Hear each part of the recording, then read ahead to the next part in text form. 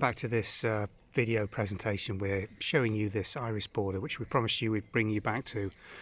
In an earlier video we showed you this planting arrangement, which is a very dry gravel area in our garden against this sun-baked south-facing brick wall, which has been lime washed, so it both reflects the heat but absorbs it during the day. The gravel area here is really building rubble under the top dressing of 10mm gravel, so it's absolutely ideal for these irises and other plants that we've got in here, which all have to be pretty drought resistant to cope. But we just wanted to show you the irises in full bloom. We've got two varieties here.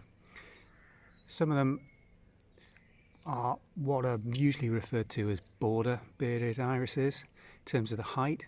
You'll see on websites there's a classification for irises in terms of what their end height's likely to be. In the foreground here we've actually got this pale mauve variety. Can't remember the specific name of this, but we will put it on as a subtitle for you. It's slightly later than the large blue variety that you can see just in the background there. That would be classified as a tall bearded iris, but there's only really about 4 or 5 inches in difference.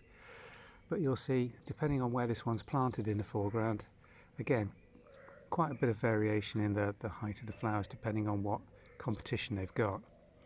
This planting's doing really nicely at the moment. You'll see in the foreground we've got, just not in full bud yet, but budding up, a self-seeded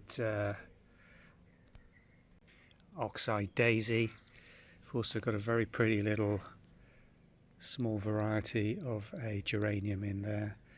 Just the end, you'll see the purple in the background of the honesty, which is almost, you'll see the seed pods developing on that now, and fighting its way up through there, the hollyhocks, which are going to give this border its colour and height later in the season. Also self-seeded into this is some valerian, which is looking very nice at the moment. It's a dark maroon variety. We've also got a lighter coloured one and a white in this garden. And in the background, that orange splash is just some Californian poppies, again, which is self-seeded in front of a big drift of Cicericium.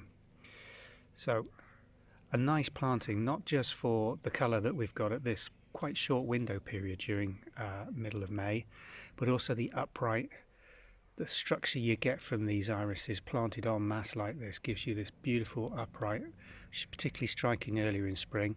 It's almost lost later on, but they tend to get a little bit raggedy, so it's not a bad thing that you've got a planting around the base and around in front and behind to come up and hide some of the dieback you're going to get on this as you cut the flower stems out. So again, a really nice planting to reproduce.